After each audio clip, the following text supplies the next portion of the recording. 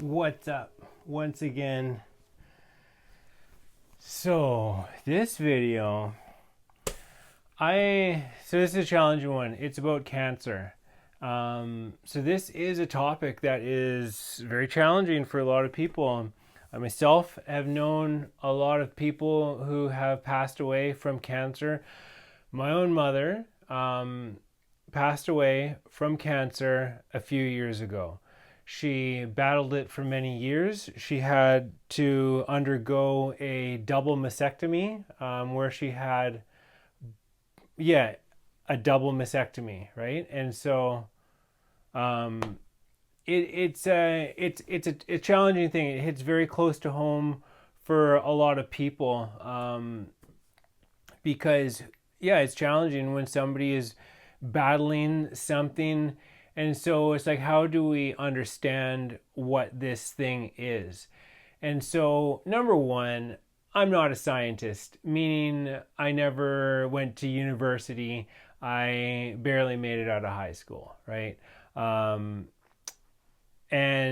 I am not a doctor, right? You know what I'm about, which is a person who conducts experiments. I am somebody who is into psychology and philosophy and spirituality. That is where I'm coming from this. However, aside, so then that's all that I'm saying is that in my research, so the thing is, I'm writing a book, and so this book has become enormous. It's I don't know, 400,000 words. And so I decided to split it in half so I could publish the first half. The thing is, I've written about this, and because I've been working on this book for a long time, nothing has changed. My view on what cancer is has not changed one bit over many years. But the problem is that the very last it is contained in the very last chapter of my book, which is about diet, and the journey that I've been on with diet. And so, because it's such an important topic, I thought that it might be good to make a video about. And so, the idea is that this is according to my research, according to everything that I'm aware of, the guess that I would take, right? Because that's all that it is. But I would say that, so what is it? There are certain things that contribute to cancer.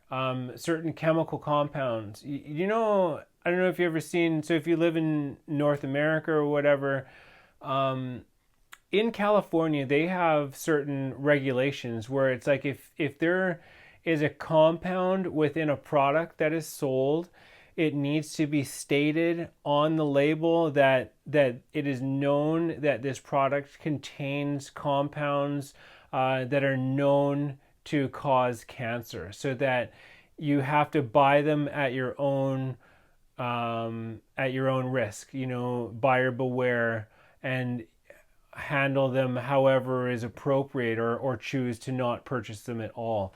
And so there are certainly certain factors such as that, poisonings, toxins that lead to the condition known as cancer. And so, on that note, I do believe, so I'm just trying to, off the top of my dome here, it's like, according to the cancer website, when I looked at it, when I was doing my research, cancer is defined as essentially when certain cells in the body, they don't undergo the natural process of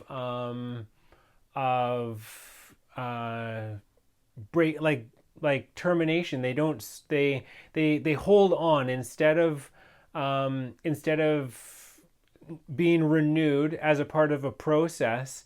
They just keep living. They keep breeding. They just kind of they stop paying attention, or no, they act in a way that is contrary to the natural order of things. They aren't yeah. And so this is the thing. So in a human body, you have, what do you call it, there are all these things that you can eat, but so what does our body run on?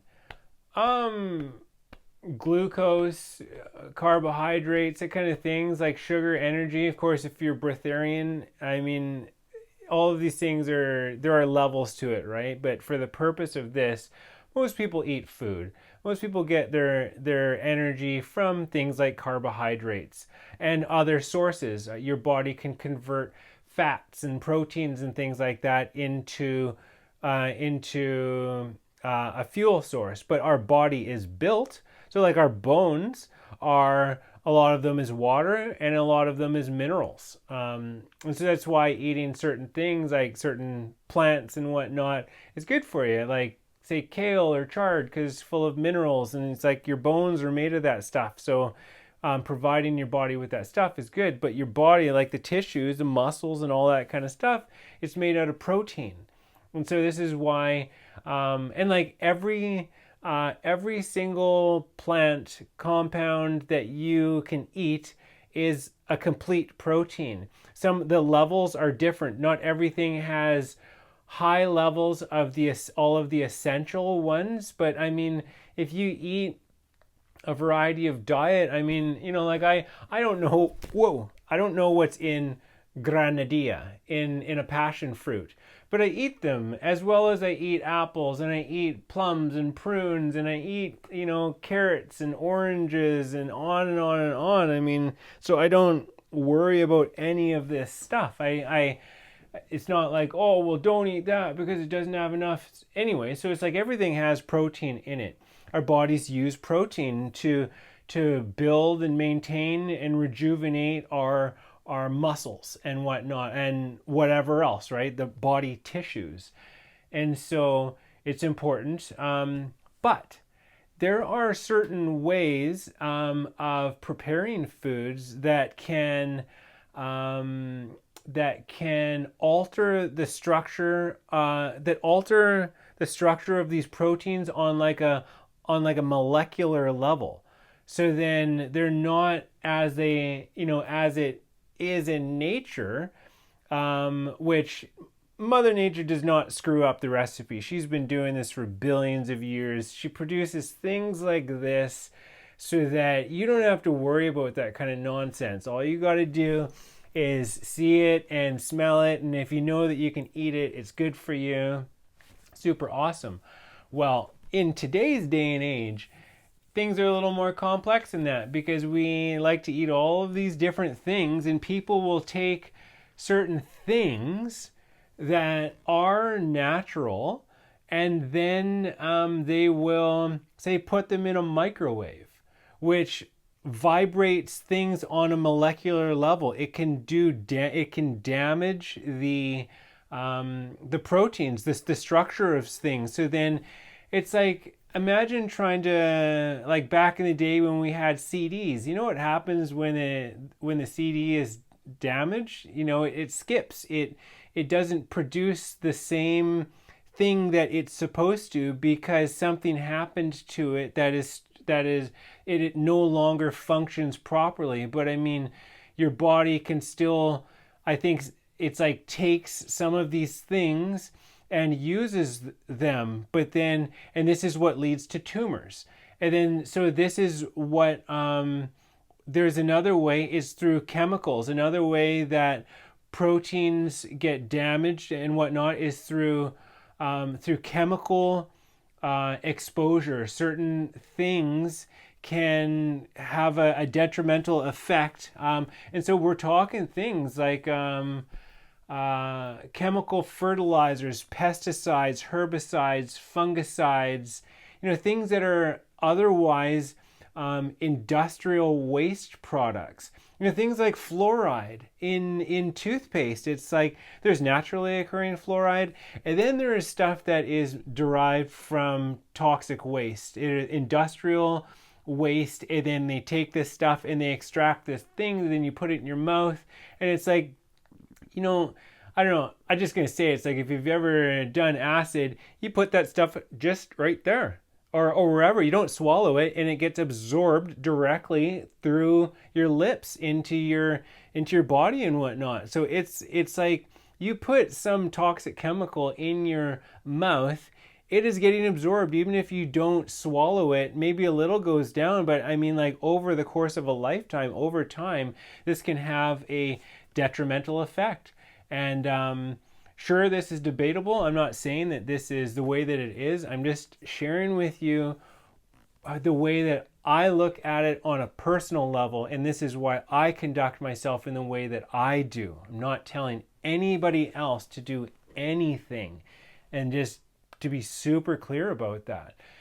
And so, yeah, it is possible to be exposed. Also, fluoride in water and whatnot.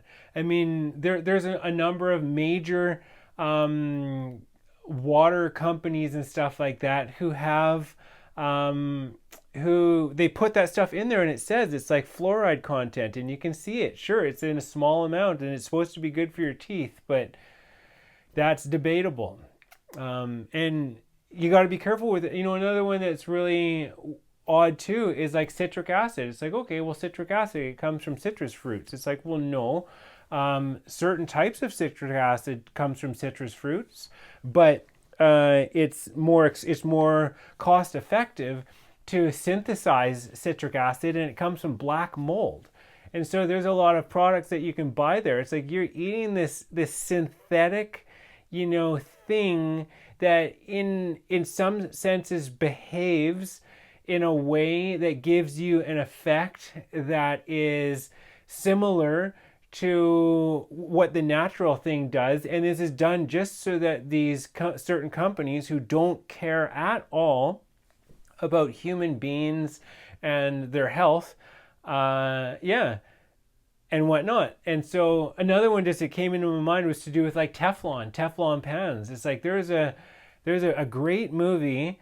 I can't remember what it's called, but it has the guy who plays the Incredible Hulk in the movies, like whatever, it's Marvel or I can't remember if it's Marvel or DC. Anyways, but I think it's Marvel. Anyways, that guy, he plays a lawyer who these companies that were making Teflon, apparently Teflon they reverse engineered it from like a UFO that landed. But anyways, this substance, then they put it in pans and everybody eats it, and it's just been, then they were putting their waste into the rivers, and people were getting sick and dying and stuff like that. So like, I will never eat anything that comes out of a Teflon pan, or I've never used Teflon pans. I mean, luckily in my family we've always used cast iron, but yeah, because like you see the little it flaking off and stuff, and then that goes in your body, sits in your stomach acid, and it then goes into your intestines, and it's just like, no. And the same thing goes for like spatulas and stuff like that are made out of plastic, and they get melted, and like little bits of them end up in your food, and then end up in your stomach, and then in your, like that kind of stuff. So it's like we're getting exposed to all of these toxic chemicals, as well as like those back to the water bottles, which I'm just going to say, you should never buy bottled water. Just stop completely. It is a nightmare. Buy a reusable bottle of water. I have like 6 of them, and use them for the rest of your life. Yeah, stop buying bottled water. Bottled anything. Ugh. Anyways, but those bottles, because the plastic is super super cheap on them, and then they line those with that BPA, which is known to cause cancer. Because, so once again, this is through this chemical process that you are being exposed to this stuff that causes cancer. I mean, there's one that, some of you may not aren't going to like, but it is to do with cooking meat. So the smoke, so people know that smoking cigarettes causes cancer. This is known. Well, it is also known that cooking meat does too, because when you cook meat, the smoke that comes off of that is called polycyclic aromatic hydrocarbons. It's like identical in its capacity to cause cancer, just like cigarettes. Not that cigarettes causes cancer every time. Like my Oma smoked, she was 90 it was around 95 when she passed, and like she was in bedridden, and all she would do is she'd go like this, and it meant put a lit cigarette in my hands, because this is the only joy that I still have. So you can live a long life, right? But if you've ever seen what a person's lungs look like after smoking, like you can see in my yoga class, or when I went to school for yoga, they show you what it looks like, what healthy lungs look like when they use a pump and they blow them up, and whatnot, and then you see what a smoker's lungs look like. It's like, on the one hand, you got this big pink thing. Lungs are huge. They're massive, way bigger than you'd think. They come down to here. They're huge. And then a smoker's lungs, it looks like a like something gross, like basically a turd, or like a balloon that is just like not gonna blow up. Like it's nasty. So of course those things, all of these things can lead to cancer. They have an effect on cancer. And I'm leading up to something, so you just have to bear with me. I don't know how else to do this, but to just do it and get it done with. So yeah, you can get exposed to all of these different things. Also, even if you're eating just like, say, fruit, there is a fruit called guayaba, and this fruit, because it smells so good, it tastes really good. Like it's kind of like strawberries and pears with seeds in it, and they're lovely. But the thing is, they emit this odor, and all of the animals can smell them, especially ones who have a sense of smell that is far greater than our own. And so it attracts flies and things like that. And so in order to compensate for this, what do? They radiate them. They use low level radiation. So let's think about this. So what is the most it's like the most toxic thing to a human organism outside of radiation is mercury. And then that's what they use for fillings in your teeth. And then that has a reaction with like cooking, like if you cook with aluminum and stuff like that in aluminum pots, or use aluminum foil. I think it's tin foil, but I mean, you can get exposure to aluminum in a variety of different ways.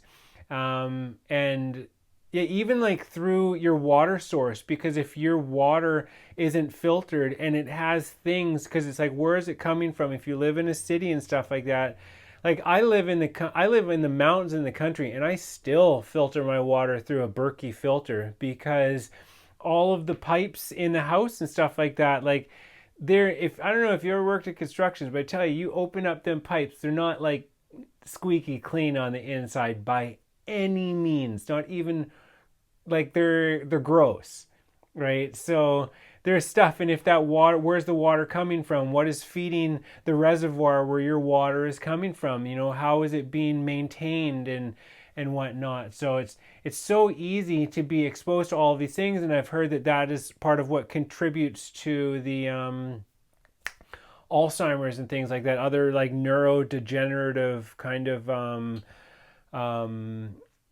diseases or conditions and whatnot. I was learning last night about the blood-brain barrier, where it's like in your brain, and I guess your like cerebral spinal system, it has like a protective element to it that stops it from, because it's like anything that touches your skin. You get it on your skin, it goes right into your bloodstream. And so that could be very dangerous, because if you then got, if something went into you, then you could, and it went to your brain, imagine that, then you'd be like dead or something like that. So you wouldn't, it has a more developed defense mechanism, so that, but there are still things which permeate that. And this is where these toxic chemicals and stuff have the ability to do that. Synthetic things, where it's like, say, like, for example, if you work with plant medicine, a lot of these compounds, like say there is dimethyltryptamine, DMT, which is the active chemical constituent that is to be found in the entheogenic drink that is known as ayahuasca.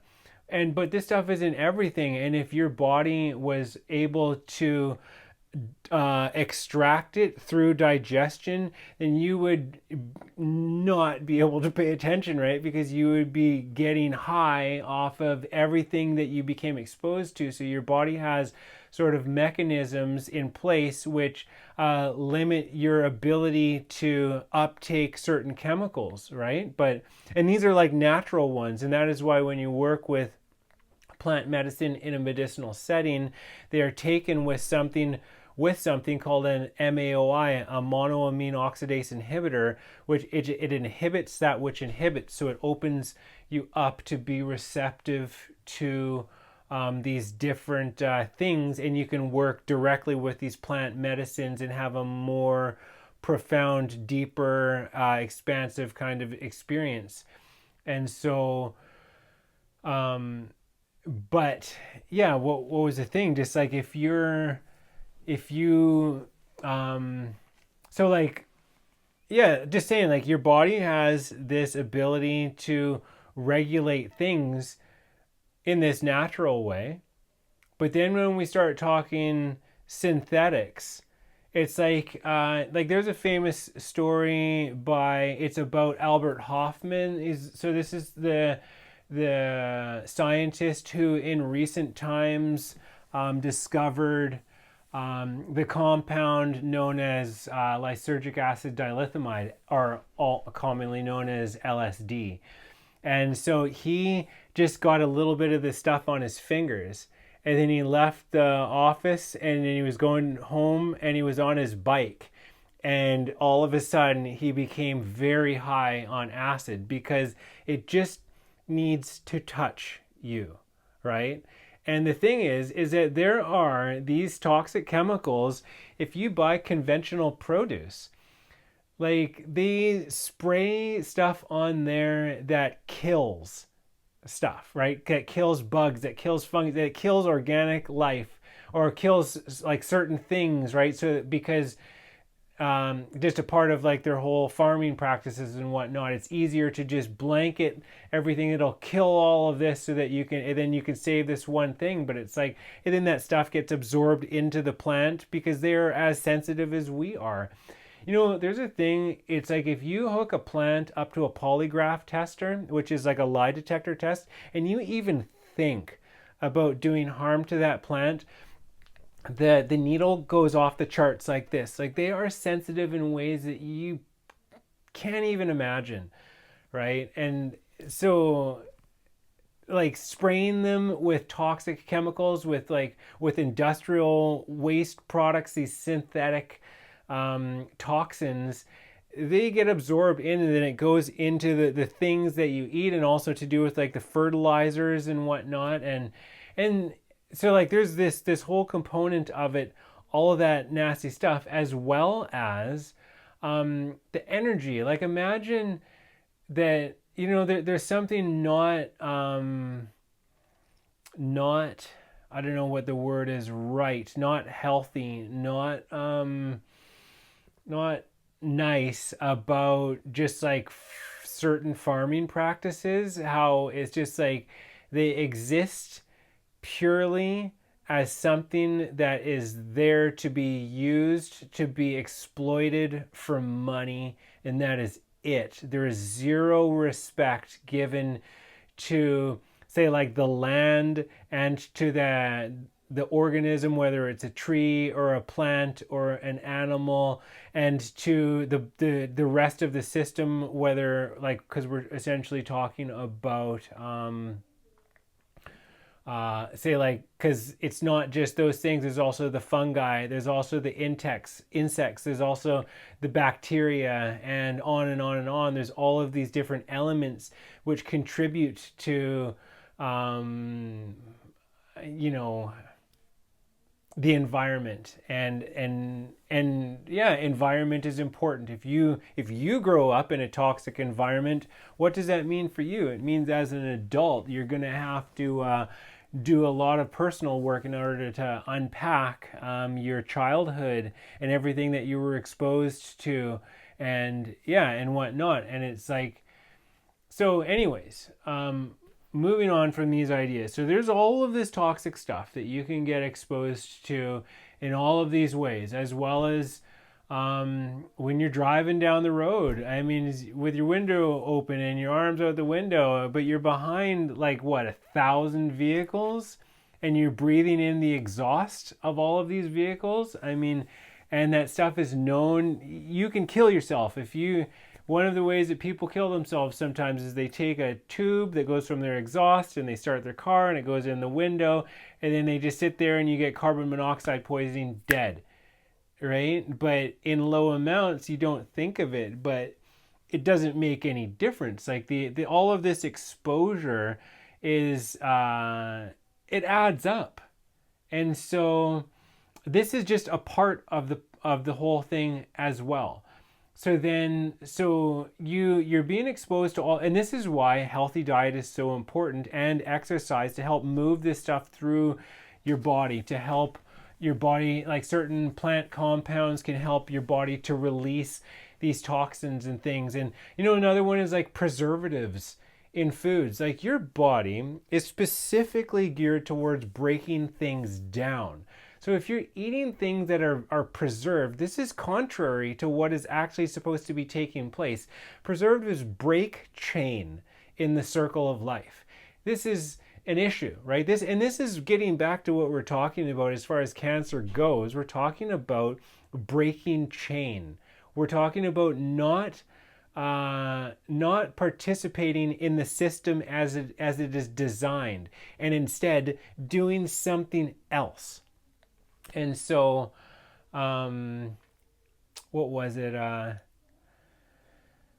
Oh yeah, so preservatives, and then just all of the other garbage that they put in food. So I developed allergies to this at a very early age. At about 20 years old, my body said, no more synthetics, and I developed a rash over my whole body, and I lived with it for years. I got all the testing done, and they thought it was nightshades and this and that. They were wrong.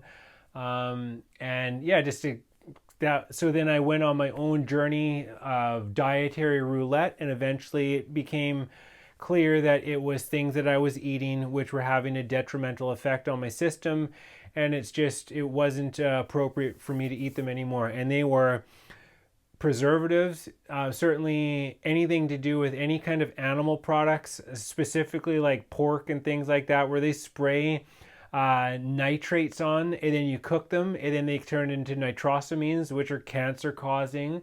And also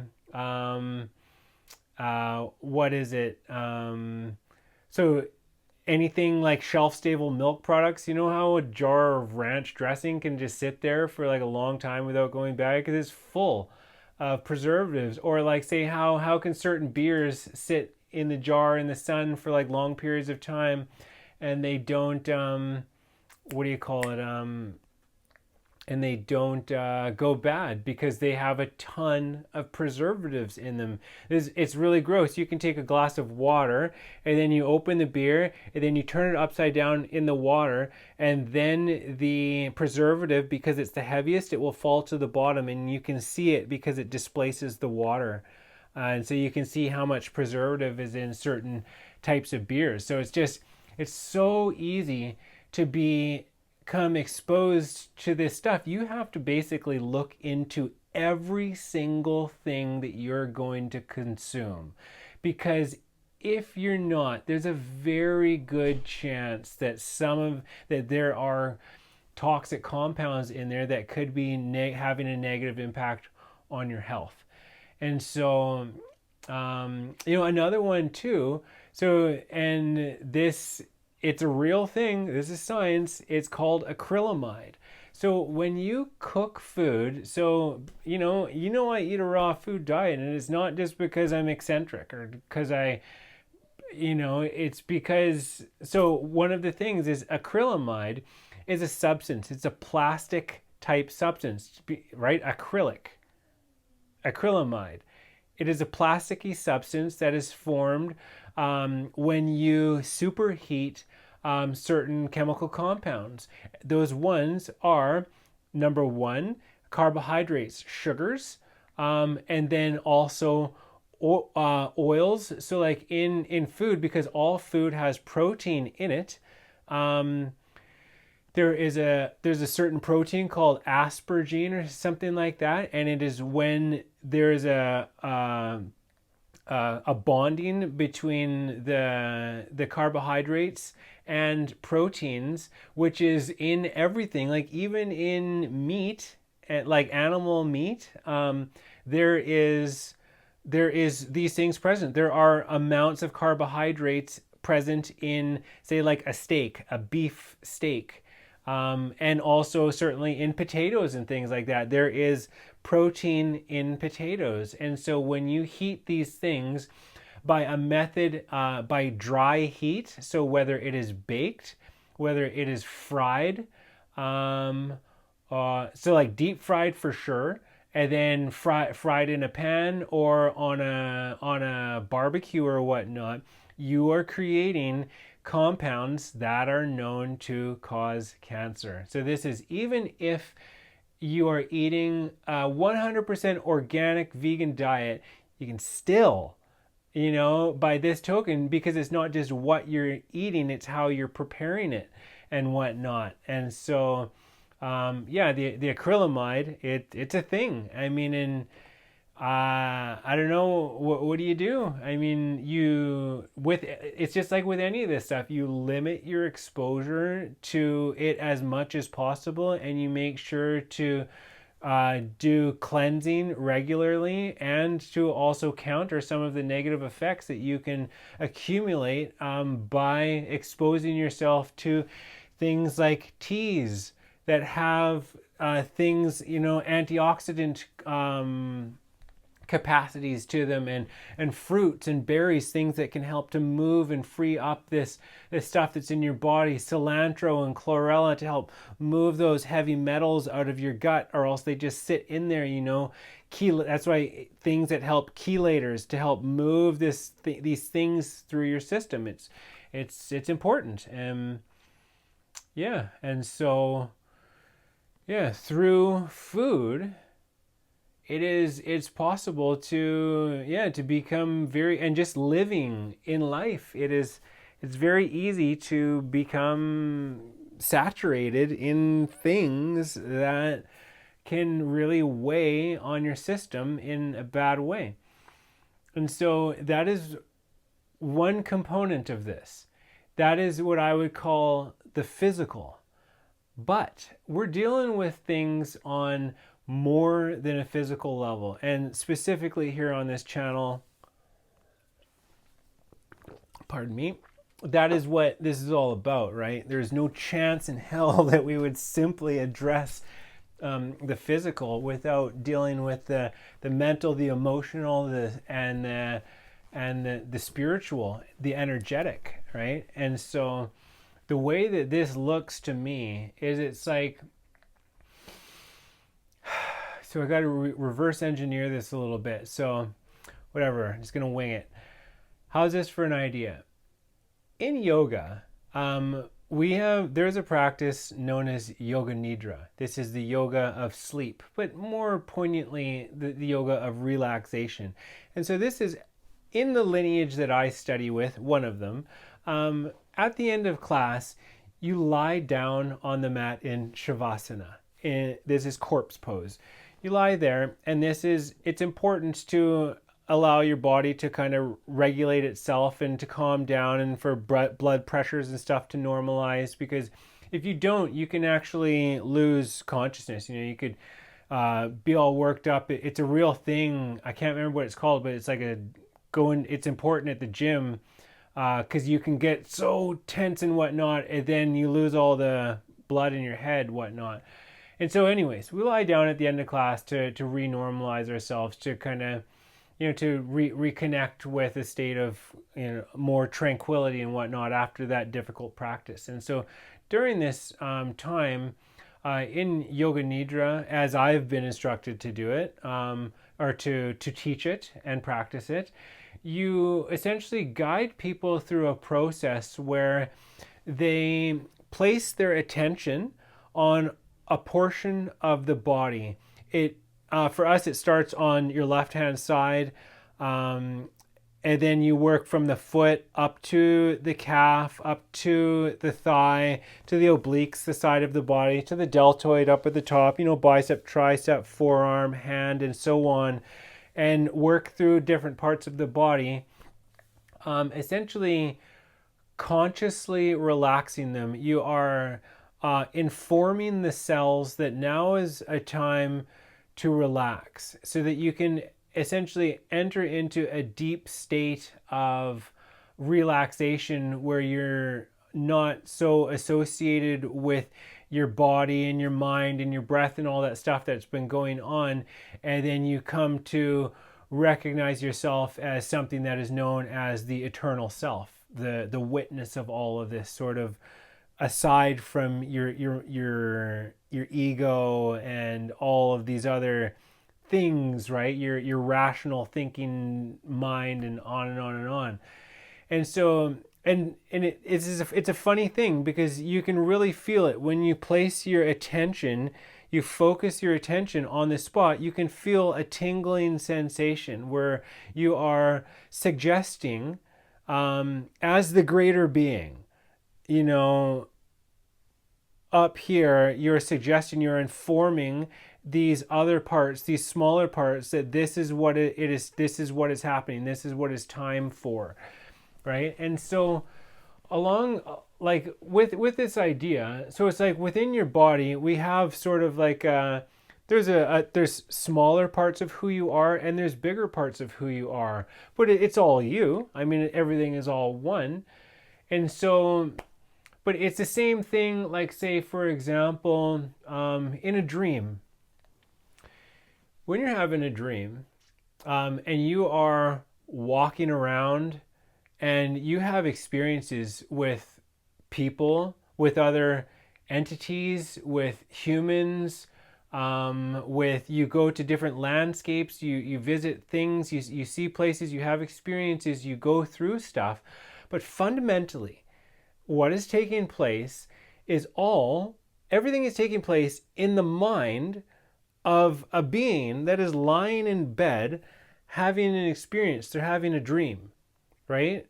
And so everything is essentially consciousness. Everything in that experience, when you have this dream, even though it seems very real, it is consciousness. That is what you are.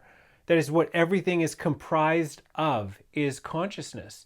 And so, but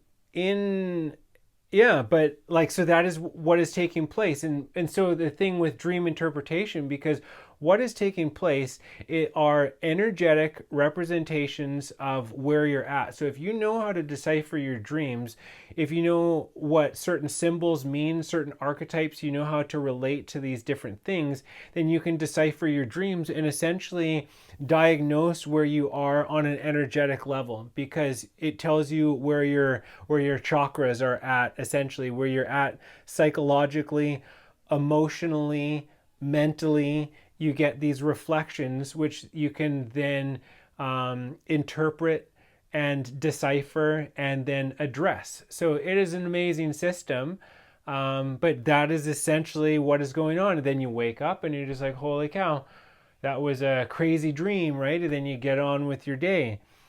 But the thing is it's like, the idea is it's a dream within a dream within a dream. So they say that when our physical incarnation terminates, meaning, so we're here right now, we are having this physical experience. We are a soul having an experience, a physical experience. Okay. And so,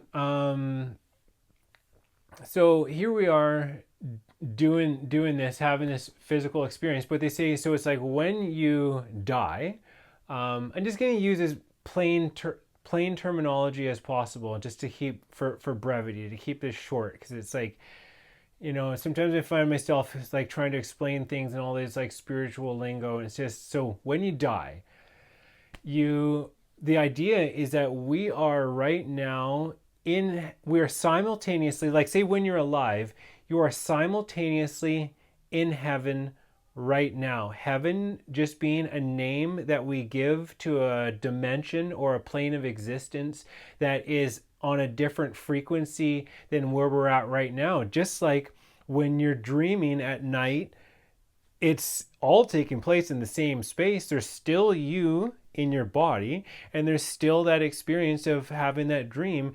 And then there's even dreams within dreams. Like I have had many dreams where I've woken up from a dream and then woken up from a dream and then woken up from a dream and then woken up into what we call physical reality.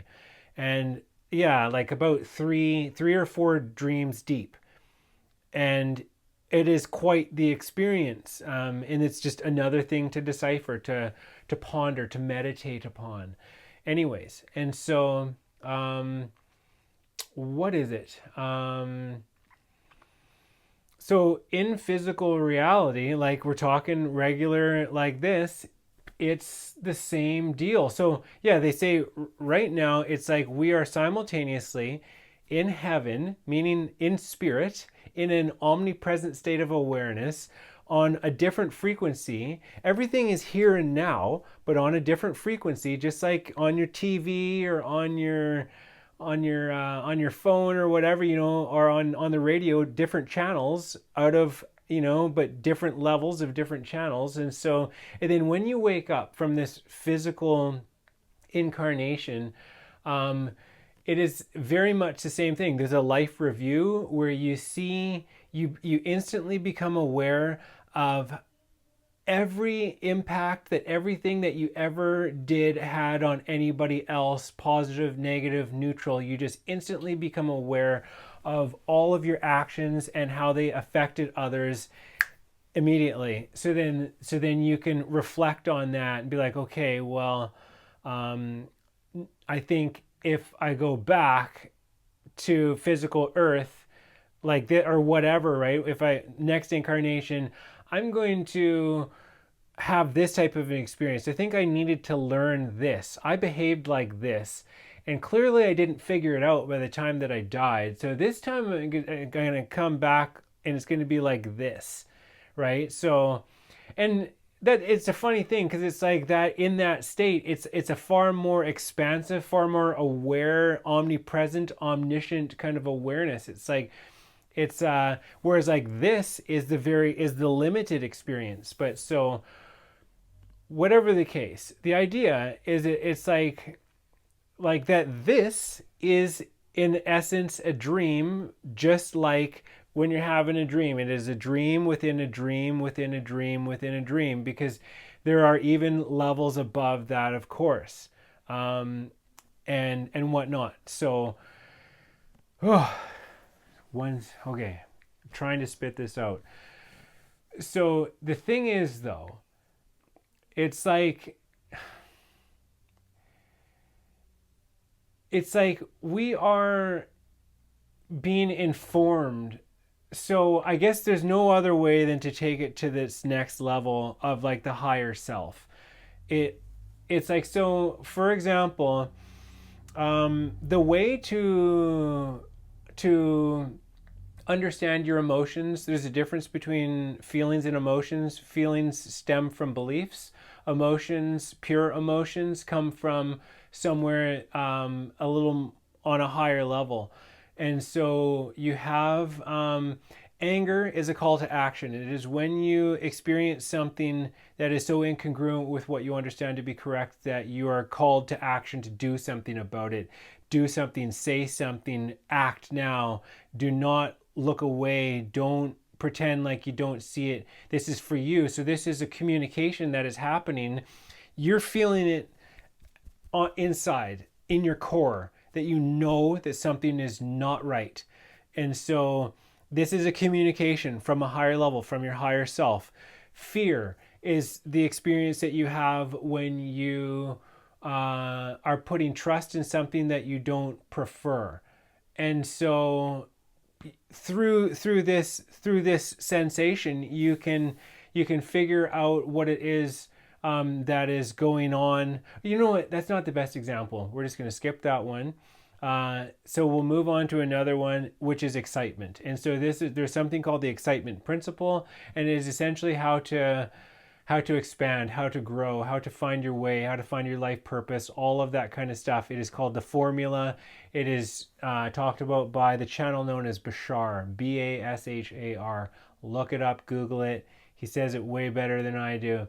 But it's basically that you follow your highest excitement to the best of your ability, and you take it as far as you can with zero insistence on the outcome, zero assumption of what is supposed to happen. And then you take it as far as you can, and then once you've done that, you drop it, and then you move on to the next thing. So it can be as simple as picking up a book, going for a coffee, calling a friend, and eventually, because what you're doing by following this frequency of excitement, which is the highest frequency that we have available to us in our emotional system, right? So you are essentially picking up on a trail of breadcrumbs. So you are, in that sense, surrendering to a higher power. You are paying attention. You are listening. You are listening to the instructions that you are being given to you, that are there to help guide you through this experience, so that you can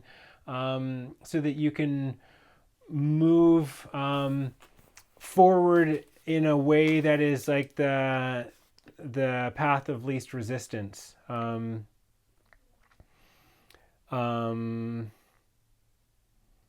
Right. Right. And so this is the thing. It's like, so there is informing happening from the next level up. It's how it works. And then it comes down, it gets filtered in through physical reality. Like, so another thing that's interesting with dreams is that you can go, once you, if you can become lucid in dreams, there are techniques. I teach these techniques about how a person can become lucid in their dreams, meaning you become aware of, you become you become much more aware of what's going on. You wake up in your dream and be like, holy cow, I'm dreaming. And as long as you can keep your composure, you don't freak out, and you know how to navigate that world, you can do a lot of things. You can have some pretty interesting experiences by becoming lucid in the dream, by waking up, especially if it's something that you practice all of the time. And so you can reach a level of the dream world called the template level, which is just like this place, but there's nobody there. But because it's a dream, you have an ability to make changes there so that when you wake up in physical reality, you end up having you end up seeing the energetic representations of the changes that you made on the template level, because everything gets filtered downward. So like, this is sort of an advanced spiritual practice. I mean, it's not really what we're talking about here, but the point helps to illustrate. And what happens is that eventually, because this dream world, this higher dimension, it's like it's like the dream world becomes more real, and this physical reality ends up taking on a dream-like quality. And it gets to the point, the more you practice this, to where it becomes difficult, or say challenging, to distinguish between the two of them. And this is where it is a technique of enlightenment, where some people, they will stop sleeping, they will stop dreaming, and they shift into a different expression of consciousness and whatnot, or experience anyways, if that's the right words anyways. So, but the point is just to do with this informing that happens, right? And so this is the point. This is what it took 51 minutes and 15 seconds to get to.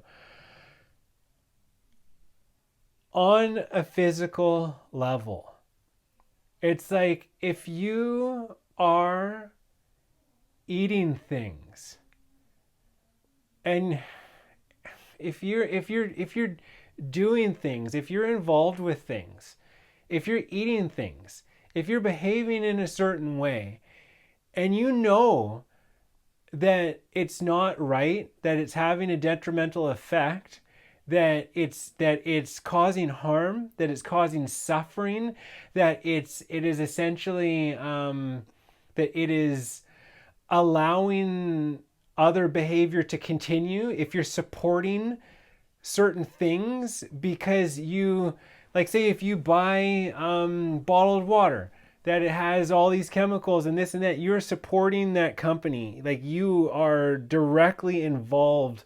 Oh, that light died. With that. And yeah, and so there's, yeah, so if you're doing those things, and you can honestly say to yourself, yeah, but, and here's the big words, I don't care. I don't care. Oh, I don't care. I'm just doing my own thing here. I'm just out for myself. I'm just watching out for number one. It's like, well, I don't care. You know, it's just, or maybe you care, but you're not concerned, right? Meaning it doesn't matter to you. It's not important. You're doing your own thing. You got your own agenda. You have your own, you know, you just can't be bothered with that stuff. Or you don't want to look into it, because then if you did, you might have to change your behavior, because once you know something, you can't unknow it. You know, if you, the more aware of certain things you become, if you pretend like you don't know something when you do, it's called denial. I mean, and this is it's not a good place to be, living in denial. It's a psychological, you know, it's a sort of a complex. And it's not, arguably not a healthy place to be. Certainly not something I like to align myself with, to live in denial. I'm a person who, like, arguably, okay, so for myself, if I look into everything, and no matter what I find, it doesn't matter if it is completely the opposite of what I'm doing, or if it makes perfect sense, and I can see how what I was doing doesn't make sense, I change it immediately. But this is an energy that I have always had. And I understand that it is harder for some people. Like, say, when I learned about veganism, I became vegan immediately. I didn't need it explained to me. I didn't need to figure it out. I didn't need to look into it. I looked into it once, and that was it. It was so simple, so clear, so straightforward that it's just like there was just no question, no question. And anyways, so like if you are in a place mentally, emotionally, where you are vibrating, this is your state of being, saying that I don't care that what I'm doing is having this effect, that it is an environmental disaster, that it is causing, it is just causing all kinds of pain and suffering, if it is doing things that are not in alignment with everything that we know to be holistic and natural and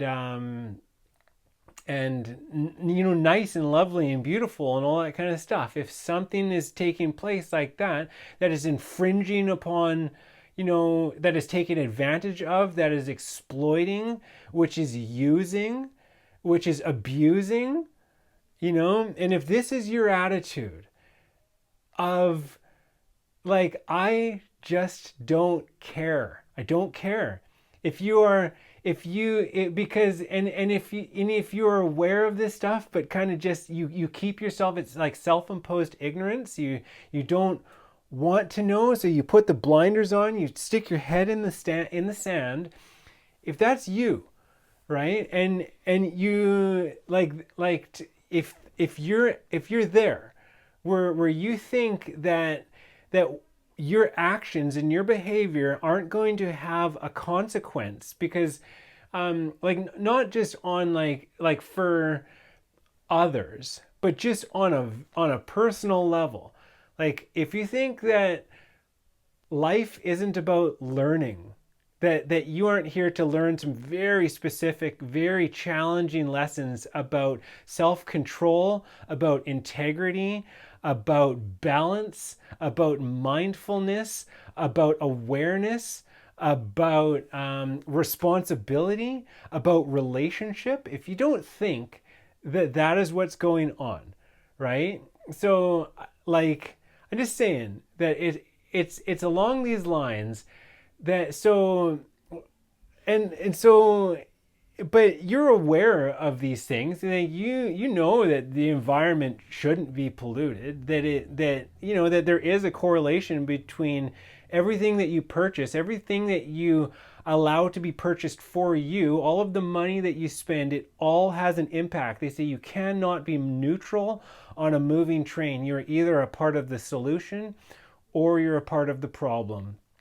And so if you're in this place where you have available, there is no excuse anymore. Everybody has the internet. You can Google anything. You can find out stuff. You can sift through information and you can find out about everything. It takes work, but you have the ability to do research. Everybody's got a smartphone these days. You can look this stuff up. I mean, and so, but it's essentially that you're not listening, that you're not paying attention, that you don't want to know, right? You're like this and you're like this, and you're just like, and you're looking away. I'm telling you, as far as I can tell, what this is, it's like, so like in your body, so just like every other example, how it's like you're being informed from a higher level. Well, your body is being informed by this level. And so if you're harboring this kind of an attitude towards things, it's like I talked about with the Yoga Nidra, you're informing your cells on a certain level, that what to do. So if you're vibrating at, I don't care, I don't listen, I do what I want, I don't have to pay attention, I don't have to listen to a higher power, I can just do anything that I want, and I'm not going to listen to natural rhythms, I'm just going to serve myself. If you do that, it's like, then you're informing these cells to behave in that manner, to have that attitude, because this is what you are, this is the guidance that you are giving them. You are informing your body in this way. You are informing physical reality, well, yeah, in a sense, in this way. And so what I would say cancer is something along the lines, cancer is the microscopic manifestation of a macroscopic attitude. It is the result of having a certain mentality, a certain arrogance to you, where you think that there are no repercussions that are felt for behaving in a certain way. Yeah. And so the thing is, it's like, your body, it is a fantastic piece of bioorganic machinery. I mean, it is hyper intelligent, and it is a feedback system. So, you eat these toxic things, and then your body has these like damaged proteins, and you're full of all this toxic nastiness. And then you have this piss poor attitude about what your responsibility is to each other, and even to yourself, or to your family, and to your children, and on and on and on, right? And so you eat these things. There's a thing, so what is it? It's to do with, so there's carcinogens, and then there's mutagens. And so what is it? Not every mutagen is carcinogenic, but every carcinogen is a mutagen. And so these are these things, this is where tumors come from.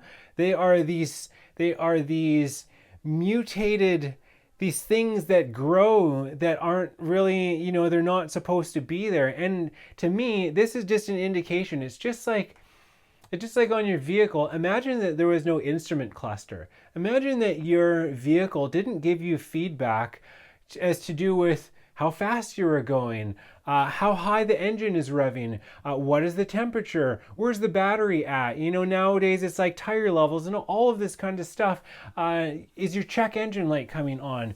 So cancer is a check engine light. It is saying you are completely out to lunch, that you have missed the message. You have not been paying attention, and you need to address this immediately, like a fail safe. In the same way that like COVID was, I do understand about the same thing.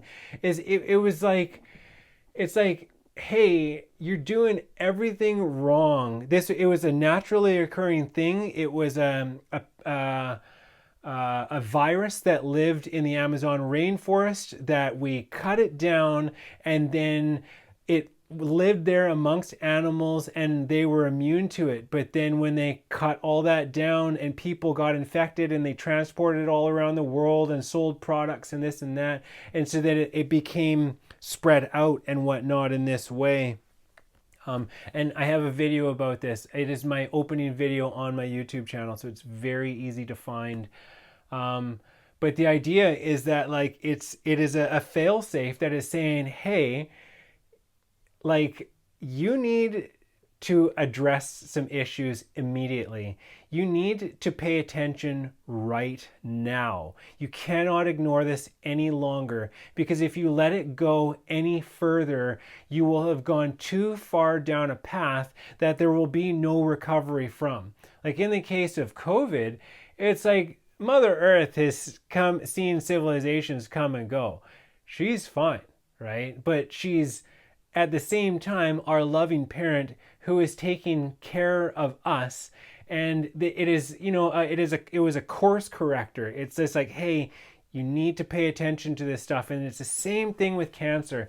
And I've heard so many people, I've watched a number of videos about tons of people. They say, yeah, I got cancer, and what a wake-up call, because I have something to live for. In the healing community, you don't even begin working with somebody if you ask them, it's like, do you want to live? Because some people have a death wish, and it's important to recognize that.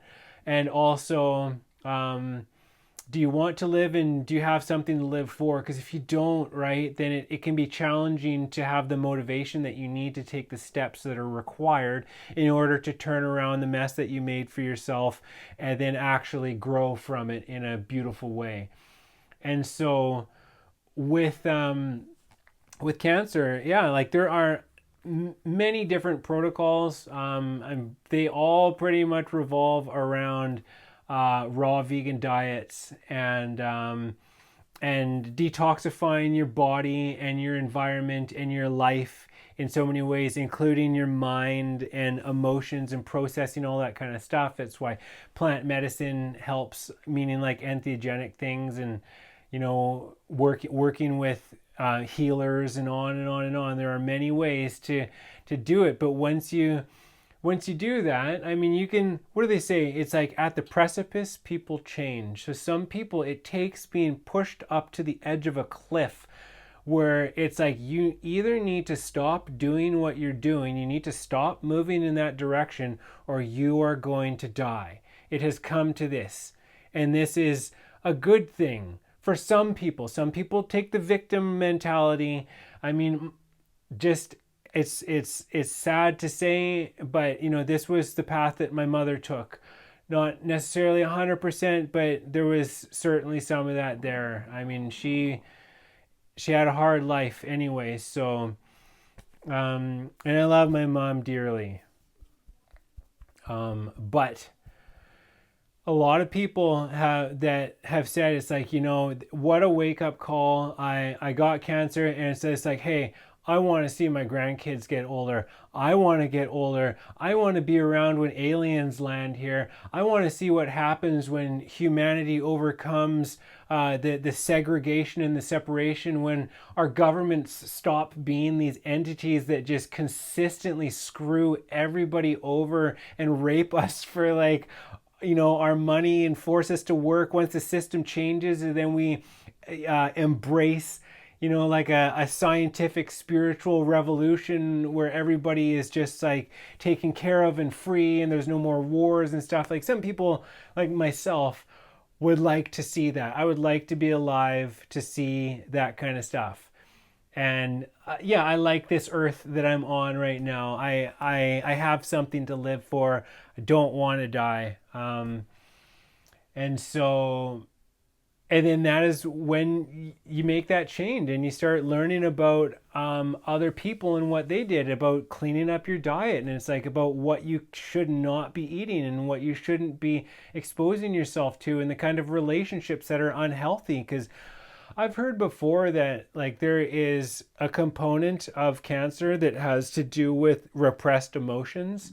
The only thing with that is that I can't justify that anyway. I have no way to relate to that statement, and so I mention it, but I can't, for myself, everything else that I've talked about, I can understand in relation to everything else that I'm aware of. And so but that is a thing. Yeah, and then yeah, and lots of people recover from these things that they've been dealing with through a variety of holistic methods, natural things. I mean, we're talking plants, to do with plants and fasting and support and love and